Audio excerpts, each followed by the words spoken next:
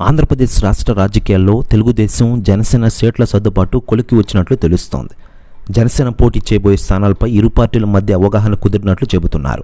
ఆదివారం టీడీపీ జనసేన అధినేతలు చంద్రబాబు గారు, పవన్ కళ్యాణ్ గారి మధ్య చర్చలు జరిగాక జనసేన పోటీ చేసే సీట్ల సంఖ్యపై స్పష్టత రాగా ఇప్పుడు ఏ నియోజకవర్గాల్లో పోటీ చేయాలనే అంశంపైన క్లారిటీ వచ్చినట్లు చెబుతున్నారు. సీట్ల పంపకాల్లో భాగంగా జనసేన 23 చోట్ల పోటీ చేయడానికి సిద్ధమవగా అదనంగా మరికొన్ని సీట్లు అడుగుతున్నారని తెలుస్తోంది.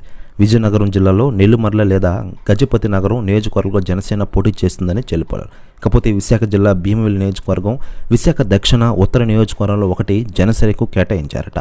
చోడవరం లేక అనకాపల్లి, పెందుర్తి లేదా ఇలమంచిలో జనసేన పోటీ చేస్తుందని తెలుస్తోంది. పిఠాపురం, కాకినాడ రూరల్, రాజోలు, పి గన్నవరం, రాజానగరం జనసేనకు ఫిక్స్ అయినట్లు తెలుస్తోంది. అమలాపురం, నరసాపురం, భీమవరం, తాడేపల్లిగూడెం లేదా తణుకు జనసేనకు ఇస్తున్నారట. పెడన, అవనిగడ్డ, విజయవాడ వెస్ట్, రాజంపేట లేదా రైల్వే కోడూరు, తిరుపతి లేక చిత్తూరులో జనసేన పోటీ చేస్తుందని తెలుస్తోంది. మరోవైపు పవన్ కళ్యాణ్ గారి గురించి రాజకీయ నాయకులు, సెలబ్రిటీలు స్పందిస్తూ ఉండగా తాజాగా ఢిల్లీ సీఎం అరవింద్ కేజ్రీవాల్ గారు స్పందించారట. ఆయన మాట్లాడుతూ పవన్ కళ్యాణ్ గారు ప్రస్తుతం దేశంలోనే దమ్మున లీడర్. చంద్రబాబు గారు లాంటి మంచి లీడర్తో జనసేనని అద్భుతాలు సృష్టిస్తాడు. ఇప్పుడు పవన్ నా పక్కన ఉంటే ఢిల్లీని ఏలేవాడిని అంటారట అరవింద్ కేజ్రీవాల్ గారు. ప్రెస్ న్యూస్ కూడా తెగ వైరల్ అవుతోంది ఆంధ్ర రాజకీయాలు.